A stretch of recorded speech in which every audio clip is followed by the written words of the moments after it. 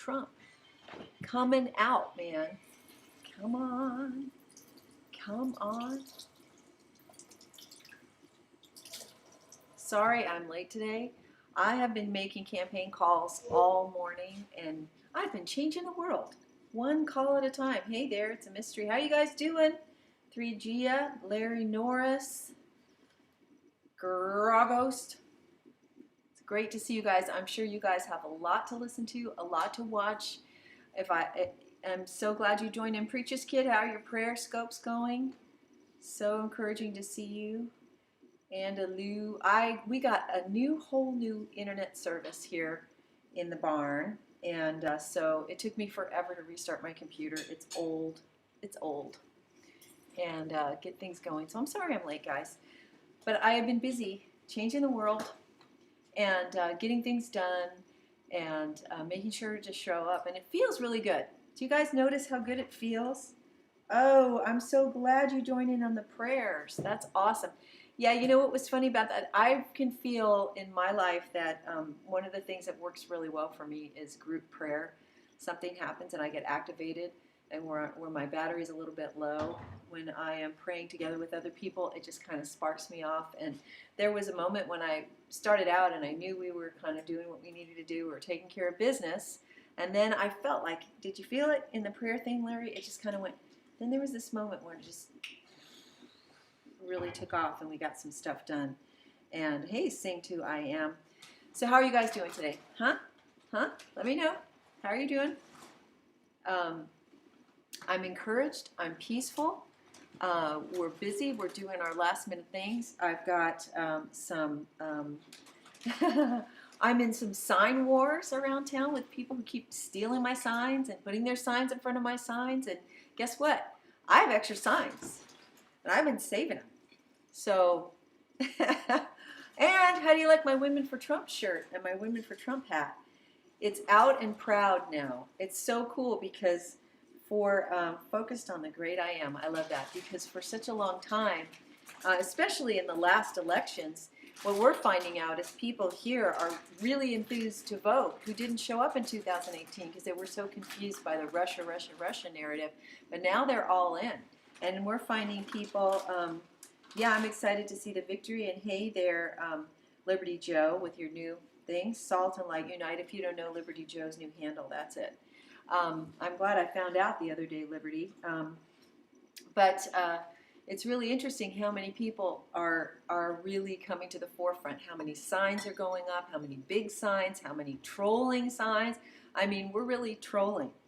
We were at in a sign wave, and I actually pulled out my Trump cutout. And, you know, that would have been absolutely beyond triggering and humiliating and shaming before because everyone was kind of holding back. Like nobody wanted to put their signs out at the beginning. And the very first big Trump sign in town got vandalized. And so we were like, that was back in July, I think. And so we were all kind of, you know, wondering if we were going to be the totally silent majority. But then we had this awesome Trump rally car thing right through our town and all over sort of the towns in southern New Hampshire, and people are just coming out. Great hat, and sure, I know, I love this. I got this at a Trump, was that a Trump rally? No, that wasn't in South Dakota, it was before that.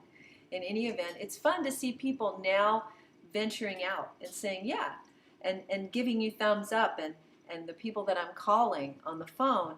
You know, I think one of the most amazing things is to feel like you're not alone. I mean, the bottom line is even if you were, one with God is a majority.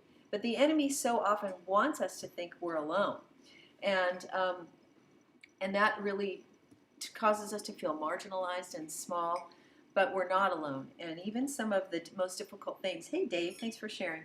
So even the most difficult things I've been hearing actually galvanize me. I have a friend who lives in Silicon Valley, and she and her husband have been going to the Calvary Chapel in San Jose. And some of you saw my post. And that church has been now charged $400,000 by the health department because they've been open since May and meeting inside. And so now they have threatened to go in with the police and arrest the pastor and the congregants next Sunday. And my friend says, too bad, go ahead, because we're going to fight this all the way to Supreme Court. But guess what's happening? She said patriots and believers are flocking to that church. She said COVID-19 has acted as its own filter to filter out the people who are risk averse, who are easily manipulated, who don't want to shake things up, who don't want to change things. And so my friend, she was raised in, I think, was Mimi raised in Taiwan? She's Chinese. But she said, for the first time since I've lived here, I feel like I've got my people. So out of this horrendous reset takeover thing they're trying, what's happening is, she said, this has actually helped me find the real believers and find the real patriots. And I'll tell you what, I would travel a long way to be with those people, because I am uninspired right now by churches that are playing it safe. I really am. And as people who opened our home and have insisted on having gatherings for many months now, with people saying, Ollie, Ollie, Oxenfree, come out, we're going to meet together. No, you don't need that mask fit. If you want to wear it, fine. No, you don't need that. You don't need to be afraid of us. We're coming. As people who opened our home because we couldn't find the body of Christ nearby willing to do it, we have been really blessed and encouraged. And that has given us a lot of strength. So I'm cheering on my friends in San Jose and the churches that are opening and staying open and saying, screw you, health department, who are you? And saying, we're ready for a fight. And what's happening now, right in these final days, is people are bubbling to the surface and saying, we're ready. We're ready for a fight. We've got to get this thing going. And this great reset thing is just really troubling and horrendous. Dave, my husband, and I listened to your news report, and no wonder you said they were difficult. The things were difficult to talk about on Friday, because it was really heavy. It was really heavy, and we're all in this thing like, but God, you can flush the earth down a globalist toilet where they're going to find a way to control everything we do, and realizing it's not about a virus. It's about how far they can push us to have control. And this is exactly the way the spirit of fear works. Fear is never content to give you a carve-out. And what's happening now is masks are like carve-outs. They're saying, if you'll negotiate with us, we'll let you have a life. If you let us mask you up and tell you what you have to wear, well, yes, you can have this and we can have this. So we'll take domination over you mentally and over your face and control you mentally, but then you can trade that in for groceries. Yeah, and not being bothered when you want to go to the bank. You can just, do you see, you have your turf and I have my turf, says fear, or the government. We allow you to do these things because we're going to allow you to have your life and get some stuff done. But, you're going to give us this. You're going to give us this much control. You're going to give us this much compliance. You're going to give us this much space in the living room of your life, believing what we tell you to believe. Just go along. Just do what we say. It's convenient. It's easy. But you guys, there is no, there is no demilitarized zone in fear. And I forget what it was called, but there was a line in World War II where they marked stuff off. I did a scope about it, the exact name of the place, but I don't want to leave you now to Google it. But it was the line whereby they marked off who was going to get East Germany and who was it was the Yalta Conference. No, it was the Yalta Conference. And it's not our fault we're bubbling up, that's right. The Yalta Conference was this big thing where they said, okay, you're going to get this part of Germany and you're going to get this part of Germany and this part can go communist and this part can be free and we'll just all, live in this place. And there is no real Yalta Conference in the spirit, and there's really no Yalta Conference when you deal with the spirit of fear, because the spirit of fear is relentless.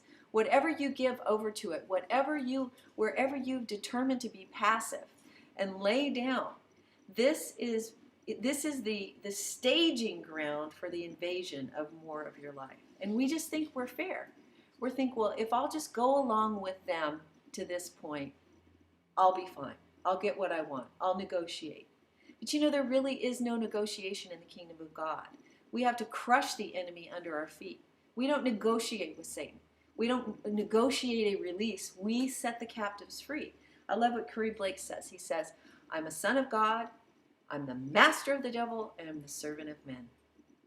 I'm a woman of God. I am the master of the devil and I am the servant of the men and women around me, which makes me responsible to make sure that I do unto them what I would want done unto me, which is if I was sick, if I was depressed, if I was oppressed of the devil, I'd want someone to come and set me free. And when you understand the authority we carry, it means that we walk around with a lot of responsibility for the situations around us, and we can't disengage and just go, well, I didn't get a word from God for that person, or, this or that. We have responsibility we have to use. So this is an interesting time because a lot of people are emboldened right now. They're coming out of the shadows, the quote-unquote silent majority, and I think it's an advantage, to be honest with you. You can lay low and observe. You just want to know who you are. So that when you come out and you make your strike, your strategic strike, and you say, you know what, you guys may think I'm playing in the sandbox this way, but I know my strategic strike is going to be here. And that is one of the benefits of hearing from God and knowing who you are so that you know which battlefield to show up on. But don't be deceived. You have to show up on the battlefield. And we all do. So you might say, I'm conserving a certain amount of energy one place because I know I'm going to have to invest in another. Or I may not be trolling my neighbors with my big huge Trump sign because I know I'm going to engage them over here and I'm going to be building a bridge and bringing the gospel to them this way. But I am going to make sure that I show up to support my president and my candidates and whatever things I need to do. And I am going to resist. I am going to resist. I am going to challenge this narrative. I am going to exclude the possibility that I'm going to go along with the stream to get along and let my life be taken over by brainwashing and control and self-preservation and manipulation. And these are all the things that are in play right now, and it's an exciting time to see what God is doing and to be on the forefront. Isn't it exciting to be part of a remnant that is so activated right now, that is speaking out, that is praying and declaring? And it's really interesting because when I'm around people that begin to pray and worry pray and, oh God, please, I usually kind of throw a bomb into the tent and say, well, let's just declare what God's doing. Let's just get this thing up and running. Let's remember what He said and go from there. So it's a really interesting time. It's an exciting time, and we are rewriting history. This is what I call planting a flag of victory on a grave of defeat. This is where God has this way of bringing us back around and around and around in similar circumstances that allow us to go, wow, this is really weird. And last time I was here, I got totally defeated. And whenever I hit this problem or this issue, I always want to go down in the rat hole and hide in my shame. And we think that's what that means. When we're in cycles, we think, oh, here I am again. I'm going to get busted. And the Lord says, no, this is your chance to get off the merry-go-round and deal with the business you didn't last time so you can rewrite history. So you can plant a flag of victory on a grave of defeat. And we're rewriting history now in so many ways because we're waking up to the ways in which our culture was stolen from us, our media was stolen, and we were taught to lose, and we were taught to go away quietly, and we were taught to be small, and we were taught to be avoidant, and we were taught to negotiate with Satan. We didn't realize it. We just thought we were being wise. To negotiate, don't stir things up. Because if you make an assault against Satan, he's just going to come back, and there's going to be a backlash, and all this kind of stuff. So we're negotiating these things and saying, now just be wise. Now don't, it's really interesting because the people I'm gravitating to now are wise as serpents against the plans and schemes of the enemy, but they're not avoidant. They're not avoidant. They're not looking for a way to avoid a confrontation. And a lot of times, when it comes to spiritual warfare and taking care of business, we tell people to be wise. No, don't get outside your, over your skis and stuff like this. Very often, it is a thing to try to keep us from being confrontive in our spiritual walks and being confrontive in our relationships. And confronting is not always abrasive. It just means here's what I'm bringing. I'm not backing off from this. And sometimes we call it wisdom when we tell people, no, no, no, let's just negotiate. Let's, do this. And I don't think that that's wisdom. I actually think that that's foolishness, because if you don't understand who your enemy is, and you don't understand fear, and you don't understand socialism and Marxism, and you don't understand globalism, they will never stop. They will never stop. They've got a long view, and they're ready to push it to the very end until we're begging for permission to have any freedom whatsoever. And that's exactly the way Satan works. That's exactly the way he works.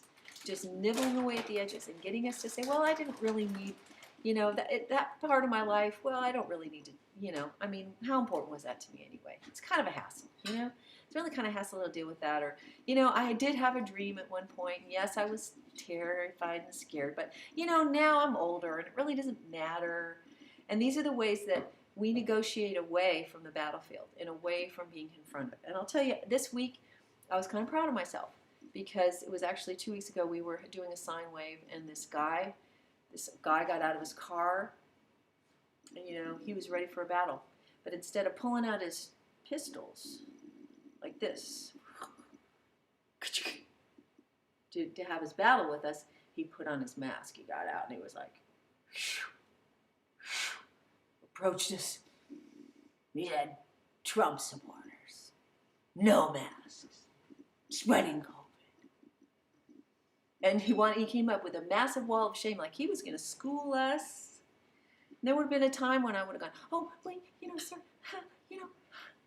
And I just heard myself say, we can't be shamed. We can't be mask shamed. We can't be Trump shamed. We can't be woman shamed. We can't be shamed. Sorry, not going to work here. Thanks for sharing your thoughts. And it was so interesting to see Mr. put his guns back in his holster and back up. But there would have been so minutes time when I would have thought I was negotiating something with someone. But you need to understand the terms of the enemy's surrender have to be absolute. And the terms of our victory and occupation of what God has given us have to be absolute. I got to get it all. I got to get, in the areas where Israel did not get everything that she was called to get, created the biggest problems, because that's where incursions from the enemy came into Israel land over time. And so when we just rest and say, that's good enough, that's enough. I mean, I can still get my groceries, but, right? I mean, I can still, whatever. I got to just have a normal life, so I'm just going to negotiate away my freedom without any real fight or consideration of what that means.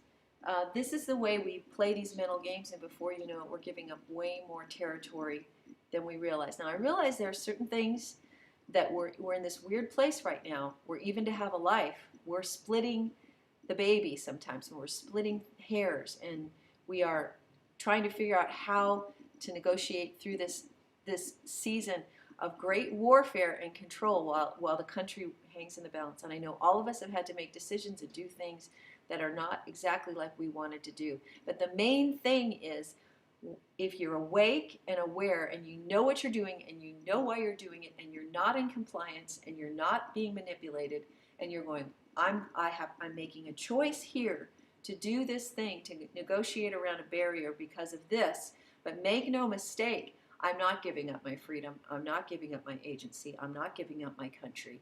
I'm not accepting a compliant, controlled mindset about what's happening around me. Just a few thoughts today. It's all coming to the surface. People are speaking out. We're activated. And we are rewriting history. Because 2 years ago, we got whooped because we believed the narrative about our president. We were concerned. We didn't see what was happening. We were under a media spell. There was a pulling away of our foundations and our understanding and our confidence. It was a massive psyop. Well, those days are over, and we're awake now, and we're proud of who we are, and we're proud of what we're doing, and we're proud of our president, and we're proud of our country. We have a lot of stuff to fix.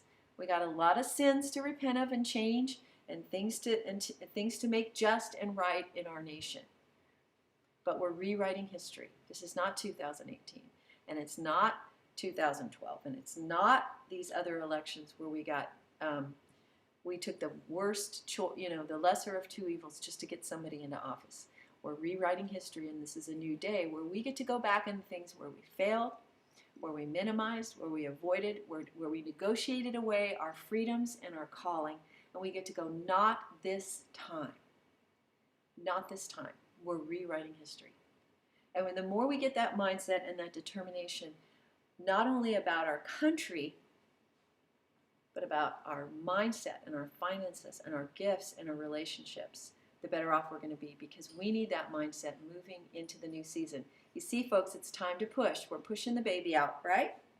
We've had a long pregnancy. We're pushing out a new season. And it's time to push. We've just finished transition. Things are opening up. It's time to push the baby out. And we're getting ready to leave the ark. At this time where God has kept his hand on us in this worldwide massive reset, this flood of evil across the nation to get us to come under control. And we're in an ark, but that is temporary.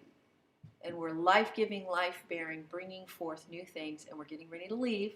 We're getting ready to reconstitute the earth and bring healing to the earth and righteousness to the earth. This is our hour.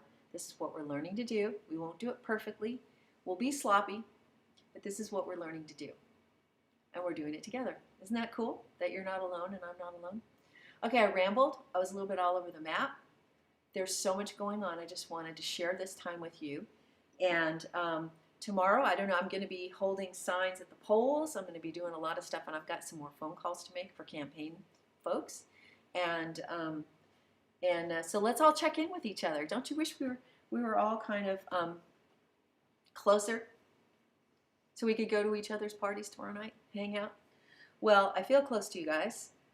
Go forth, do scary things, take the day, occupy the territory, don't negotiate with darkness, don't negotiate with fear, unconditional surrender of darkness, fear, avoidance, right, pain. And I will see you guys tomorrow.